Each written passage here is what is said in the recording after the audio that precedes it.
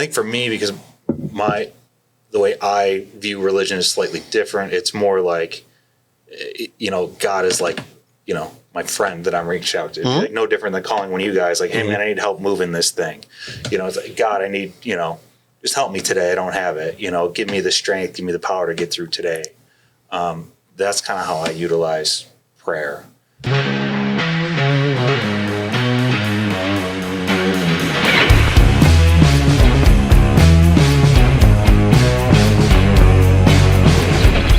Welcome, everybody, to Lionz Den, episode 15. Again, my name is Eddy. And this is Daryl again. I'm Brad. I'm still Alex.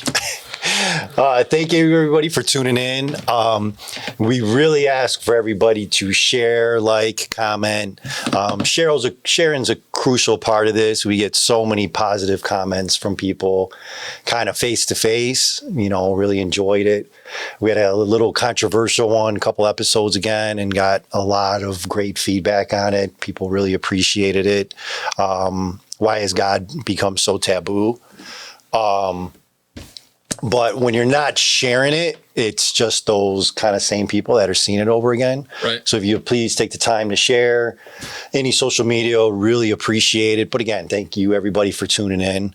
So today will be another fun, controversial concept a little bit. And the question is, and it's kind of come up in a couple different avenues. Alex did make a mention of it, actually, in that one. He has a friend that was in a pretty horrific motorcycle accident, right? Yep. Pulled through. And we could kind of make it twofold: power of prayer and does prayer work? We can kind of go through there from that, from that angle. So for me, you can already tell I'm struggling with the words. So for me, prayer is a real funky thing. Because there's things, the one thing when we talk about faith, there's certain things that work just because. Doesn't matter if you have faith, doesn't have faith. It's just science, just stuff that works. So prayer has been scientifically studied. They've put the probes and stuff on people, seeing how it affects the person. It was done in the hospital and what the kind of the result of that was. And it's been scientifically proven to work. So prayer is one of those things that we know works. When it comes down to why it works or where it comes from is where you kind of get a little windy road. So with that, their finding with that was like that positive force, that positive energy, positive thought carries over to individually, each person, which I wholeheartedly agree with that and can completely see that. I've seen it in my life. Where I have an issue with when we talk about prayer, and I think a lot of people, is God decided, God didn't decide. So tonight, I get down on my knees and I pray to God and please, I really need this. And you'll especially see this. And Alex just kind of went through this and there's a friend that went through this. God, please spare my mother. God, please spare my father. Please, God forbid, spare my child or what have you. And that comes into fruition. It's by God's grace. God is wonderful, awesome. My God is the shit. You need to pray to him. Your God ain't shit. Right. Because look at mine. It saved my child, saved my father, saved my mother, saved my job, whatever that may be that you're praying for at the time. I couldn't pay rent and I started praying and it came through.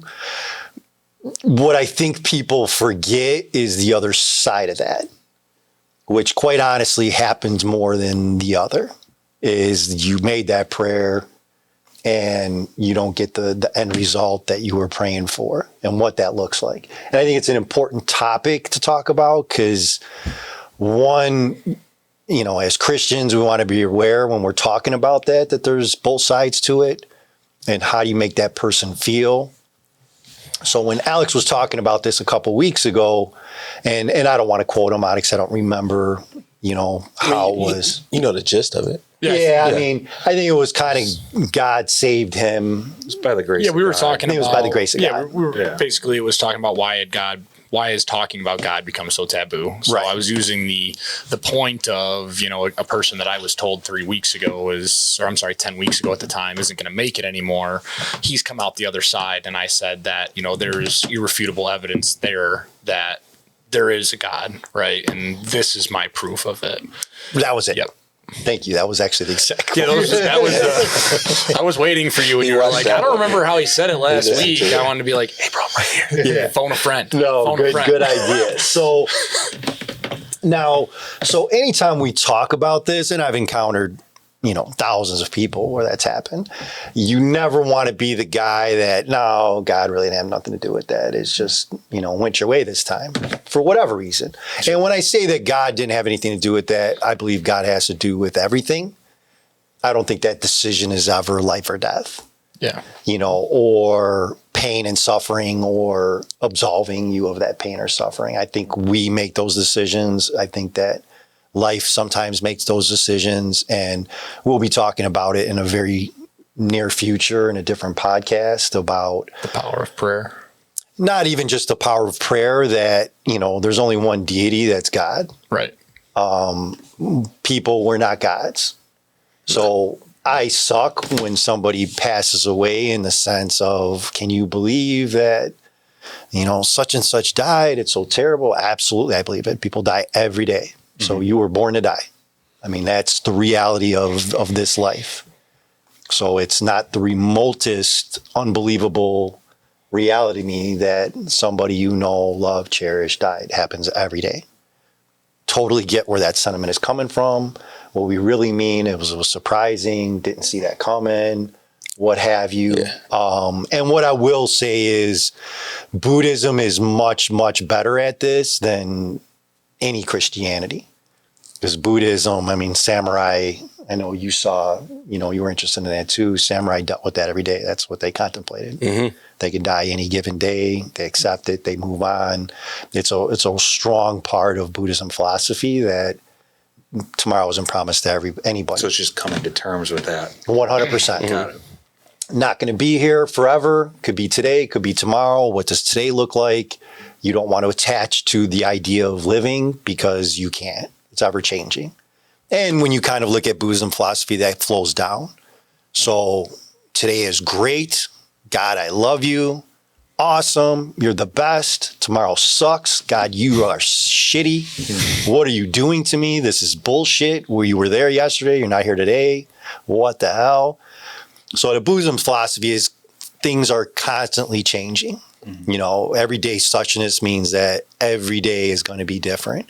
Can't rain all the time. Can't be sunny all the time. Things aren't going to always be good. Things aren't going to always be bad. And the second you understand that, you have an easier time holding on to that. So in this example, can you believe that such and such passed? Absolutely, I believe, because we're impermanent. Mm-hmm. We're born to die. Yeah. Let's talk about the fact that it surprised you and what that life looked at like, what it meant, how did that impact you, how do you feel, all those other things. Because when you put that shock to it, that's the part that really hurts, right? Because then you start asking questions. Right. It's the fact of it being unexpected. And that's what I can believe if somebody says that same thing. Like, oh, can you believe this happened? Yeah, I can believe that you shocked. Right. But can I believe that it's possible? Yes. Mm-hmm. 100, like you said, 100%. So with that, I think and this is with prayer too, and how people explain what they understand of what happened when they prayed, whether they got what they prayed for, whether they did not. Mm-hmm. Everybody is only they can only comprehend what they can comprehend. So if they prayed for something, whether it was superficial or for a loved one or something, and they got it, God did that. Praise God. Thank you, God. Right. And then if they didn't get it, then they won't say God didn't spare my son. I've gotten that. Yeah. I've heard that before. Yeah. But that's spite. I agree. That's the spite. I've heard that. But basically I don't think that the average person would have the capacity, because it takes effort to really try to understand how prayer works. Yeah.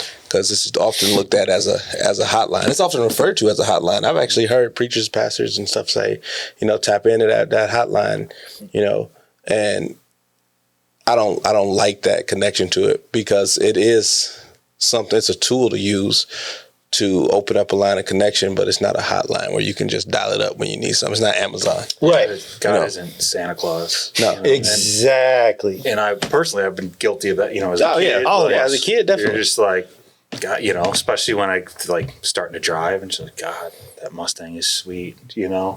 You could make this happen for me, Right. You'd be the best. I promise I'll never swear again. Exactly. It's not how this No, it's not how it works. Yeah. Yeah, I mean, I was super excited when we brought this one up because, we're going to talk about in the future the power of prayer and the things that prayer does, what it brings, what it could do for yourself, communities, things like that. This is kind of like the controversy of prayer. So the flip side of like what you said, well, it worked for me. Why didn't it work for me? So, I mean, I was really excited to talk about this topic because I think it brings up a really good dynamic of how do you maintain faith while navigating through a positive outcome through prayer. And on the flip side of the coin, how do you navigate through that with having something turn out negative, right? And I really think that, it's so important to talk about, because that's where a lot of people lose faith. Yeah. Because it is treated sometimes like Santa Claus. Yeah, exactly. I mean, I remember every night for years, God, please put my parents back together. Please, they'll be so happy. Not understanding any dynamic of that as a child, and it not happening. It literally went from praying every night to God, please this happen, to I remember vividly, God, I don't need you. You're useless to me. Right. You can't make shit happen. So it's an important topic to talk about, because how you pray and what you pray for, and I'm by no means trying to dictate to anybody. You pray for whatever you want. All my point is you definitely want to be careful. You want to navigate that of where that ends up on one side or the other. Because again, how we view that, I'll give you a perfect example. When this was just last year, my stepfather was passing away. We didn't really know at the time. He was in the hospital. It was kind of a fluky thing, kind of what we were talking about. And, my mom they were giving her a lot of bad news. So something that seemed fluky ended up getting real serious real quick. And my mom was terrified that, she was going to lose her husband of 20-some years, might have been 30-some years.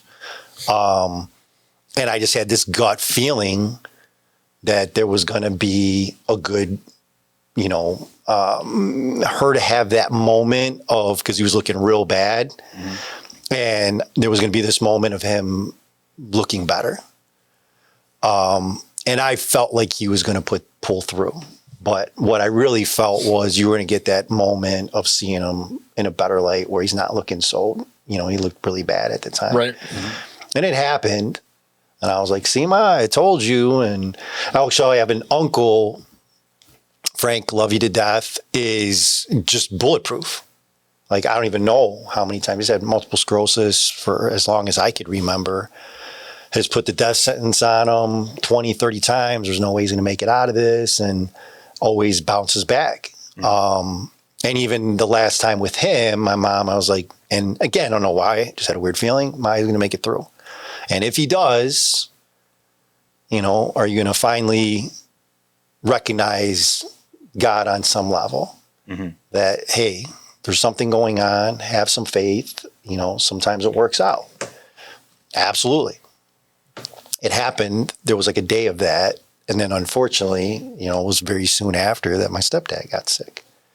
And my point to all that is when we pray or what we're asking for, whatever that may be, and it could be the most, purest thing in the world as far as baby's health, someone else's well-being, safety, safe travels for someone. We don't know what this life was supposed to bring, teach, evolve, what have you for that individual, nor do we know whatever that may be. And I'm never saying that, again, I'm weird when it comes to death because it's completely natural. So death to me isn't the end of the world. To me, it's the beginning of the world. Again, that's my personal belief. But, there are plenty of people that have passed and had huge impact on the world. Yes, yeah. Jesus being one of them, obviously. Dr. King, Kennedy. There's a lot of people that are very impactful through death. And especially when it's individually and somebody we're close to, death gives us an understanding of life being impermanent, kind of that Buddhist mentality of we're not promised tomorrow to anybody. Yeah. Some people that scares the shit out of them. Some people it empowers them where they say, hey, you know what? I need to start That's watching true. what I'm Yep. eating. I need to maybe stop smoking. I need to slow down on my drinking. I need to start exercising, because look at this person. They were in good health and look what happened. And that's, so when we pray, we don't know what this life was supposed to offer us.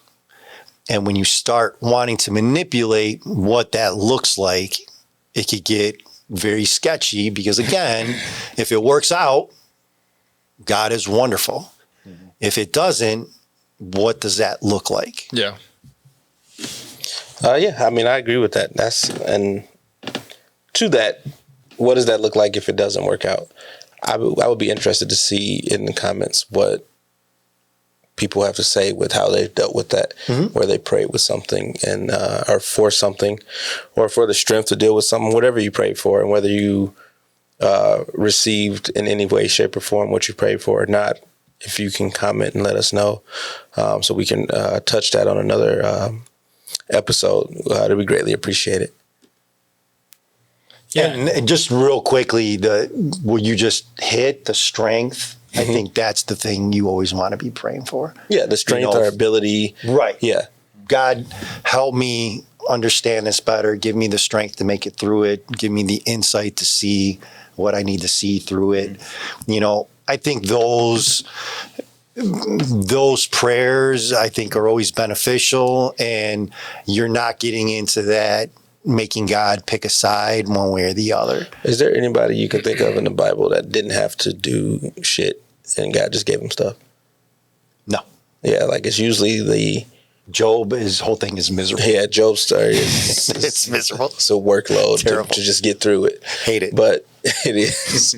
But that's why I say, like, if you pray and it's like, God, give me the strength to endure this, or give me the ability to overcome this or that, or, that shows that God likes independence. He likes his followers to be independent and to, if you're going to pray for something, in mind, this is just my understanding, pray for the ability, the strength, the aptitude, whatever it is you need to handle whatever it is you're trying to overcome or trying to achieve.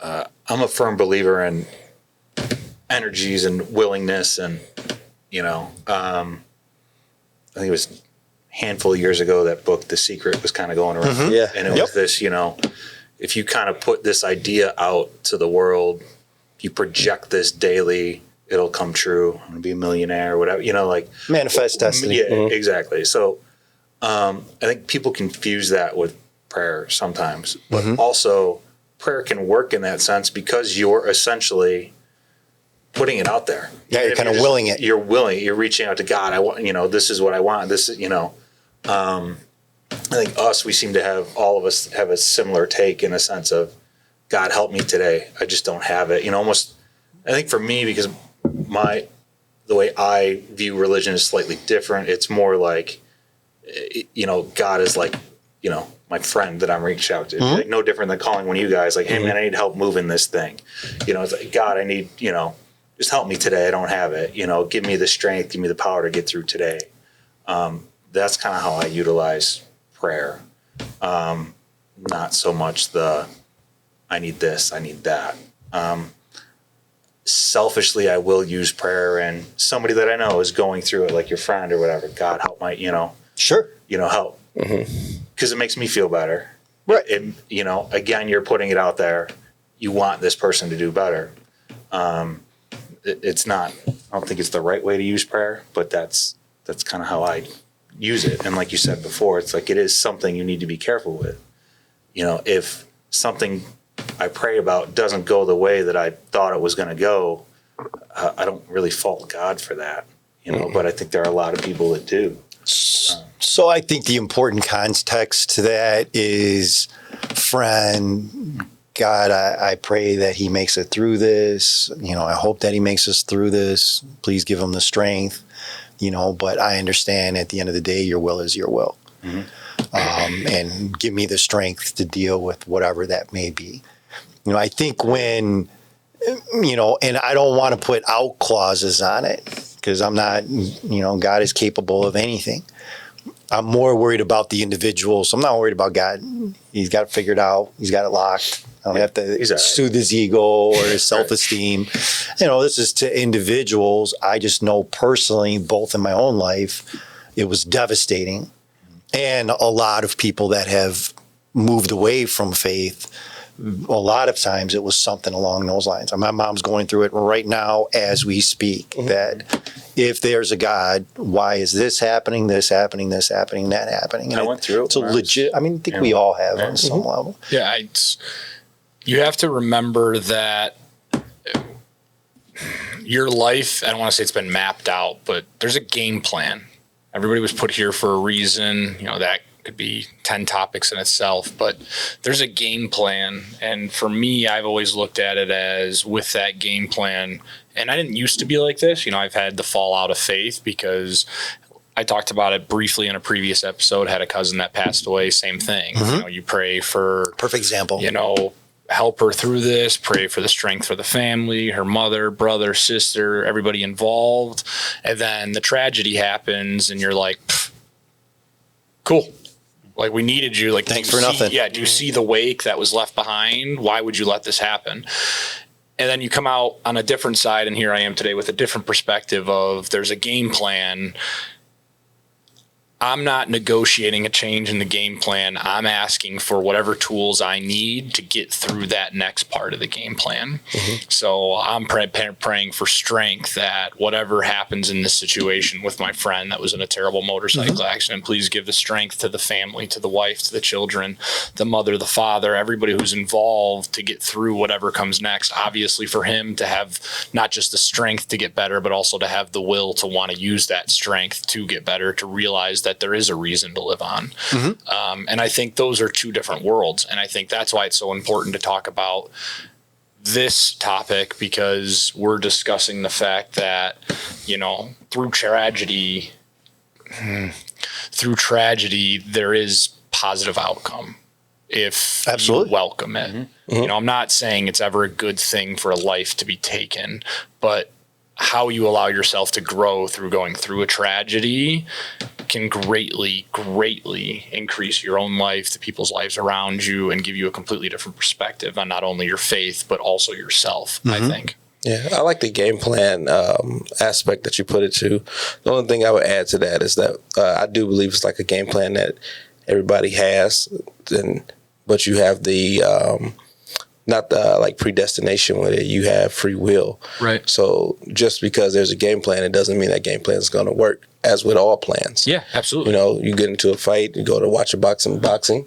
Both sides have a game plan. Yep, all the time. In war, you have teams and teams of people whose job is to just strategize and have game plans. And one of them's going to fail. So, that game plan is just like kind of like a guideline of what you want to do. And then how you go about it, it might not be successful.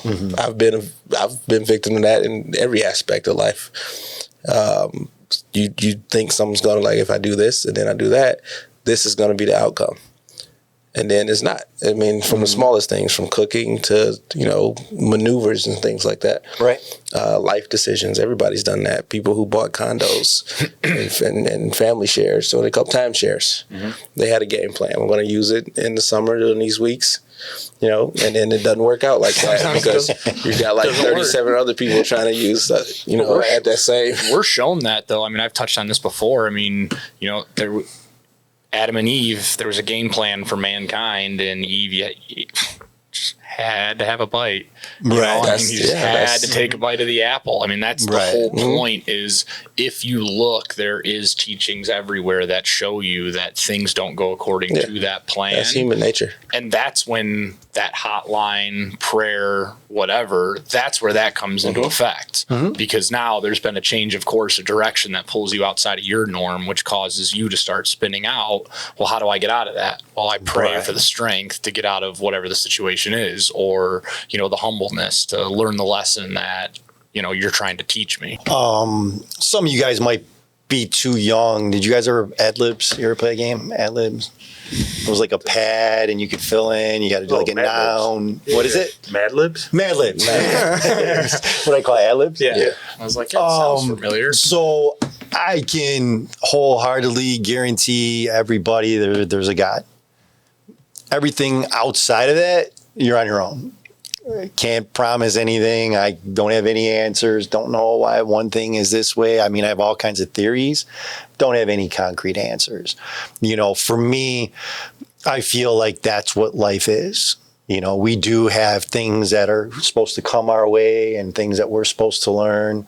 And we start filling in our own answers like Mad Libs, and how you fill those out is how your life is going to, in the direction it's going to go.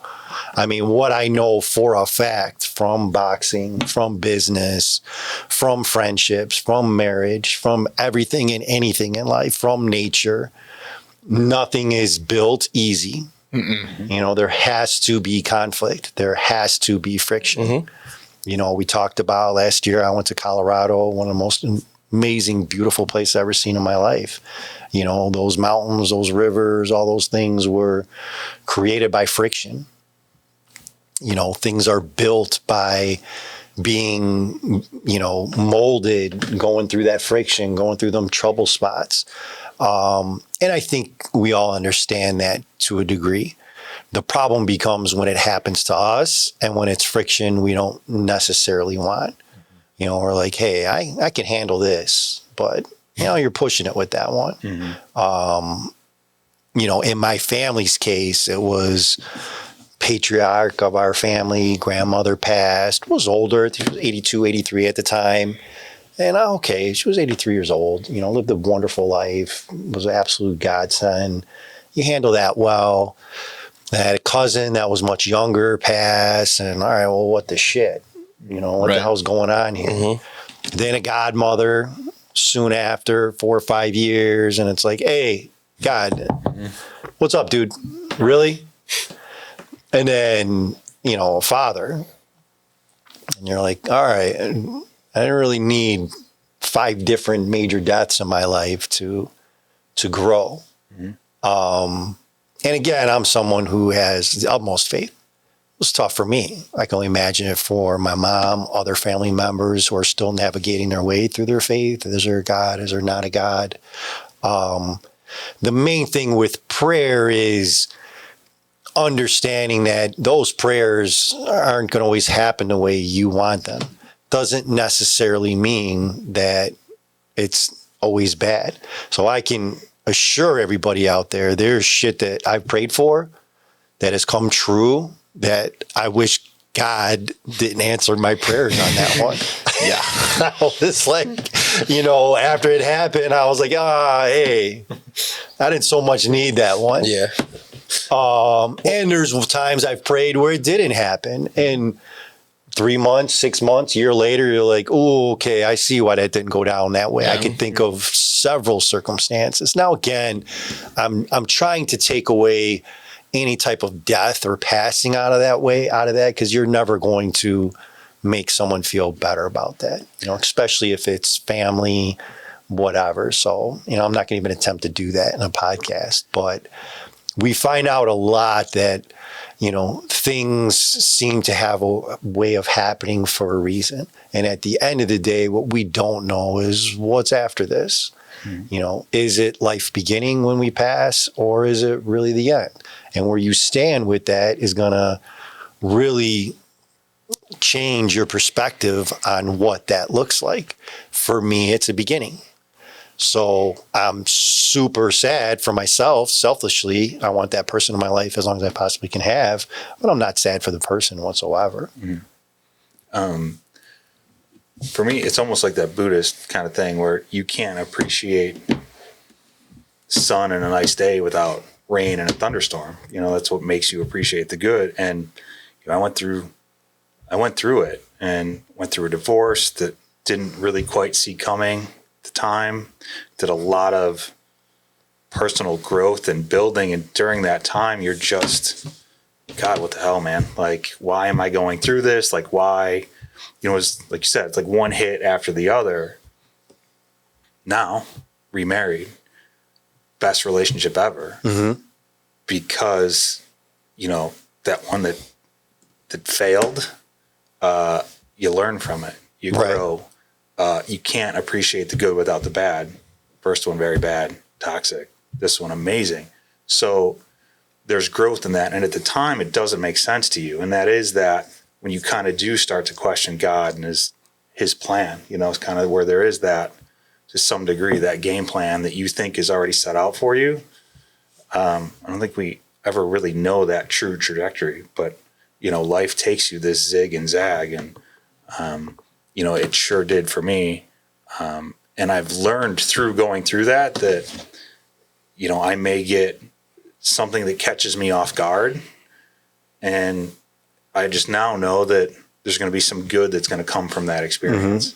And it doesn't always come at first, you know, something may happen and you're like, what the hell? And then, you know, you kind of take a moment, you take it in, you're like, well, this is just another learning experience, and I'm going to grow from this, and something good will come of it. And surely it ends up, you know, being that way. So when you said that, it made me think of something. And I obviously know this because I've said it before, but when we talk about God creating everybody equally, I think when we look at prayer and we look at, even after I say it, of a game plan, and as we dive into that,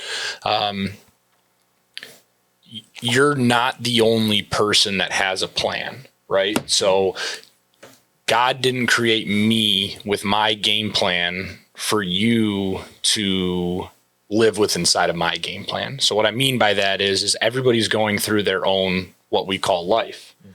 And there's a game plan for all of us, but maybe that person was supposed to go right, they went left, and they're still finding their way back to their path, or whatever the case is. And your game plan, at some point in your life, you're going to experience tragedy, because that tragedy is going to teach you growth. That doesn't mean that my cousin from the day I was born was set to be the one that was going to pass away.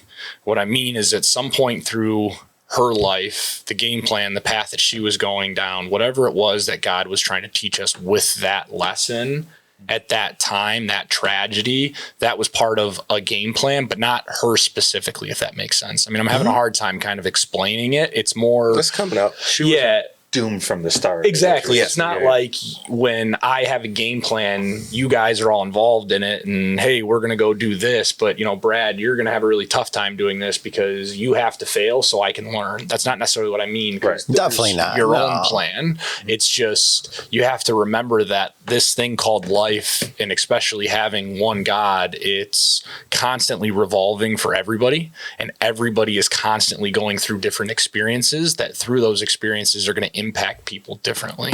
And sometimes that's a positive impact. Sometimes that's a negative impact. Right. So I think it's remembering that plan is constantly changing. God is there for you as a support line to give you the things you need to get through whatever it is, even the good things, because a lot of bad things could come out of positive experiences. You pray for that new job, you pray for that promotion, you pray for those maybe extra income, whatever the case may be. You know, you could have bad experiences through that, you know, becoming egotistical, not, you know, being humble about things. So just being open to whatever the plan is and understanding that the whole point of it is you always have God to fall back on, you know, regardless if you're going through it positively or negatively. So, I mean, what I want to interject in that, I mean, you guys know my favorite saying is words mean things. Yes. So all words have power. Yes. What Eastern philosophy is way better than us in the East or in the West is understanding that not everything is supposed to be great. Right. With the labels. So just now we said doomed, tragedy, bad things, good things. Those words all mean things. And I certainly understand why I use the word tragedy, because it was a tragedy for you. Right. My thing is, was it? Right. And again, telling that, sitting right across from me, telling somebody that who experienced that is like, well, the fuck you mean? Yeah, it was a tragedy. It's a good way to get Loved her to death. Yeah, for sure, right? But what if it wasn't? Right. What if she's on to much better, bigger things, which I wholeheartedly believe. Right. It's not a tragedy. Right. If that bad thing, quote unquote, bad thing happened and you learned, evolved, grown from it, is that a bad thing? So, I mean, Martin Luther King getting assassinated was freaking terrible, horrible. The growth that happened from that isn't. Now, do I want to see anybody die for that? Absolutely not. But again, I mean, you say the same thing with Jesus. Not only he came back, but it's when we put those labels on things, and that's really what this whole thing about prayer is, what I really wanted to address, is because again, words mean things. So I'm in a group of people, God saved my cousin. And Daryl's like, well, man, I prayed for the same thing. God didn't save my cousin. WTF? How does that sit with that person? And there's something that we know exists, faith healing. We've seen it. We've watched it. You pay enough money, things are going to be better. You pray hard enough. You follow me. I ziggy ziggy boomba to your head. You're going to get up and walk. And well, you can't walk because you didn't really believe. And you're pulling this shit around a lot of people. Yep. You're sending very, very strong signal of this is how these things work. And it's bullshit. So sorry for all you people. Hope you lose money. It's bullshit. So nobody has the power of that but God. What was that movie we watched? Leap of Faith? The one I watched recently, and then I had you watch it. You watched it when it came out. And then I got the book right after I watched the movie. Oh, I didn't see that one yet because you said it was terrible. No, I thought you saw Nightmare Alley. You did see that. Oh, yeah. Yeah. Yeah, a bullshit artist. Yep. And it does a really good job of showing you to a degree how pretty much just the standard recipe for bullshit artists, how they hustle people, especially based on faith. Because he ended up, remember the one couple, he was doing like a faith-based hustle on them. Yes. Yeah. And it's kind of textbook and it's smart. And if you watch it with the right mindset, you'll see like this is how it's done. And but when you just described that, it made me think of it, and I was like, "What's the name of it?" So if you haven't read or saw Nightmare Alley, I recommend it. It was good. No, I mean there's people out there textbook know how to work that hustle. And again, that's kind of what hits my ears when I hear the, God did this, God did that, and, only power to God and this, and that. And I love that talk. God is my world. I mean, I answer to one person only, it's God. So I appreciate it all. And that's why I seldom ever say anything. And again, you and I, we have that conversation. We both get exactly what you mean, where you're coming from. That's fine. When you get in a group or you're talking to a large amount of people, you have to understand that, I bet Brad has prayed for something and it hasn't happened. And I bet Daryl has prayed for something that hasn't happened. And so has this person. And then happened for me. So what happened, Brad? Right. And especially when it's something very close, especially being death, especially being someone very close to you, that gets tough pill to swallow. And you said something to me once, and I won't get into it because then I'll be kind of doing the exact same thing that I did at the time. But, what we do for Lent and discussing it and almost like complaining about it while you're going through it, it's like being a martyr. And the lesson in that is because you keep that to yourself because that's something that you're going through with God. And it's kind of a double-edged sword because, like you said, when things are going good, you want to praise it. When things are going bad, you want to tell everybody, well, fuck this, you know? And you obviously want to praise the word of God. You want to praise the celebrations and win the wins, but you run into that when you do it because if you don't internally kind of celebrate the conversations that you had with God, the blessings that were given to you by, you know, by God, you can definitely set somebody into a tailspin that if I'm telling you all the things and how I've been blessed, and let's say you're sitting across the table from me, Eddy, and you've had these same experiences and it didn't work out for you, you know, and you kind of told me that where it's almost kind of a being a martyr without being a martyr, I suppose, because you're talking about the things and the experiences that you're going through when really something to think about is how do I express that without it being a comparison? So that way my blessings, I don't want to use the word are internalized because I think it's great to share your blessings, especially to be able to show people that they happen, but in a way that, it's tough in a way that it's not, I feel like we live in a way everybody is trying to one up, right? It's always a one up. And because of that, you have people always comparing. It's not really a comparison, you know, it's more of a sharing an experience and kind of take the comparison out of it. Do the whole experience, I would say. So if you share your blessing, then share before the blessing too. Well, for sure. Bingo. You know, because or hey, this one worked out for me. These 10 went like shit. Great point. It's a great point. Because if you do it that way, it can't come across as braggadocious. That's a really good point. This is where I was and this is where I am. It's a lot easier pill to swallow because you're showing like I was down here. I wasn't, you know, I wasn't here. And, you know, it's definitely a path to me getting there. And we talked about that before, that we never talk about the middle. Not we in general, but people. They don't talk about the stairs that they had to climb to get there, because that's how everything is set up now with social media, the news, everything, the shows, the movies we watch. They're there, you know, and then they don't really talk about how they got there. They're just there. Right. Yeah. And I think the key, and I want to be, all glory and power goes to God. Right. I mean, everything that is great in my life, I praise God. All the shitty things that happen in my life, I praise God.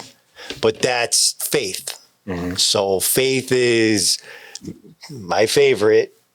It's not, folks. Job, hate the story with a burning passion. It's so rough. Can't stand it. But I mean, that's really what that whole thing is ultimately about.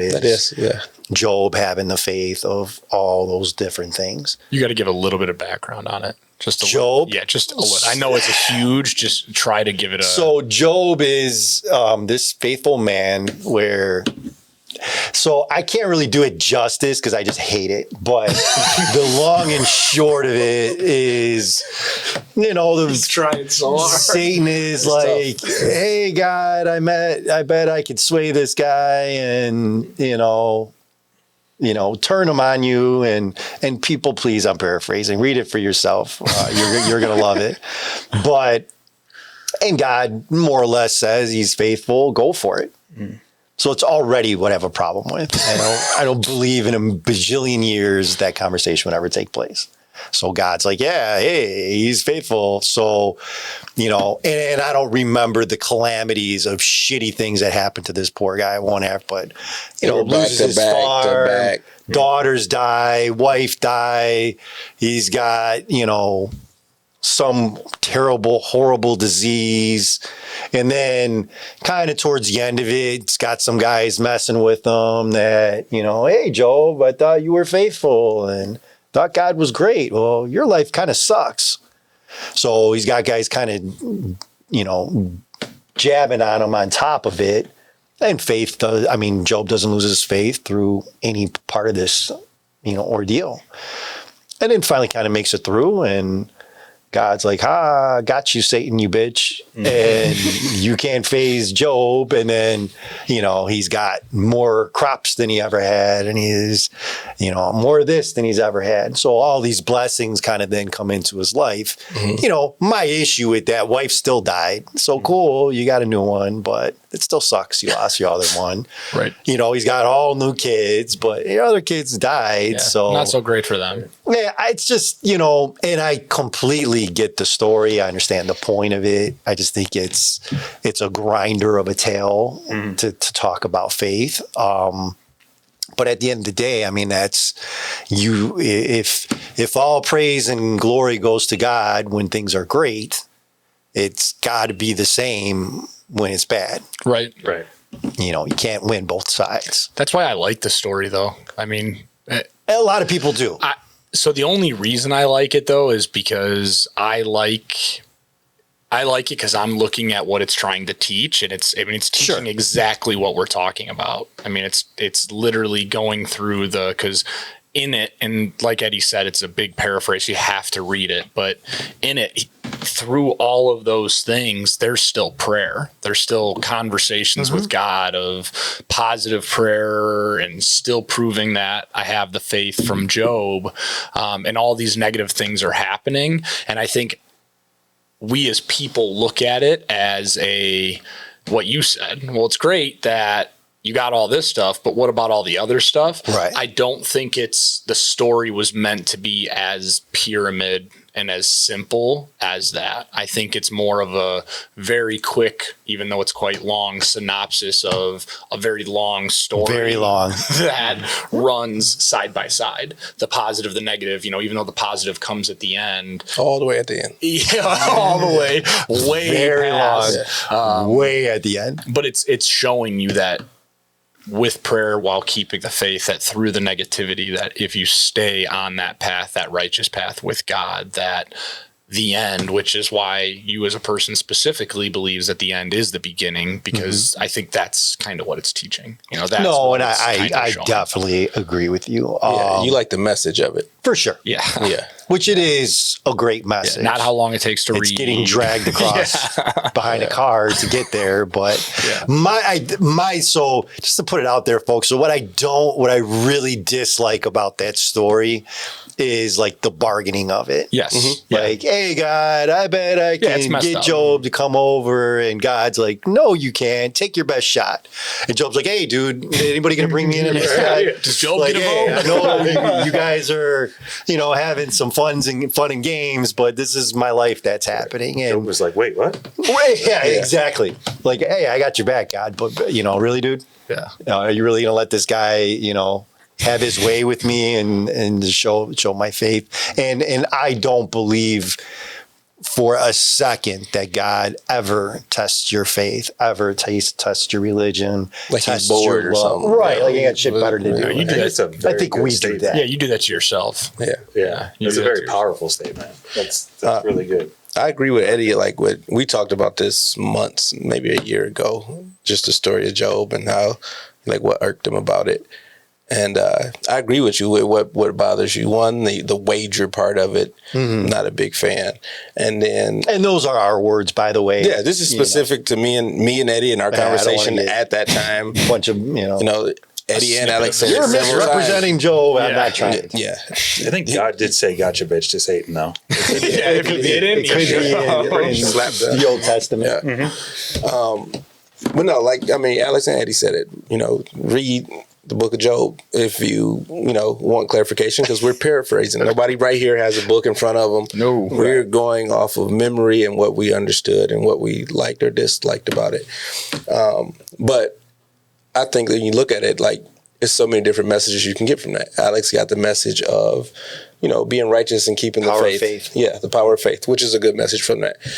The way we looked at it is certain parts of that. We saw the message, and I agree with you. I think that's a solid part of it. But, he lost his farm, but then he got a farm back. It's not the same farm. Right. He lost his wife, but he got another wife back. That's a whole different girl. Right. It's a whole different children. You see, you still endured that loss. I'm not saying that you don't. You will endure some loss, but just because you get something back doesn't make it justifiable. So in the telling of the story, I don't like that, because that makes it seem like, well, shoot, if I lose my wife, I just grab another one, I'm good.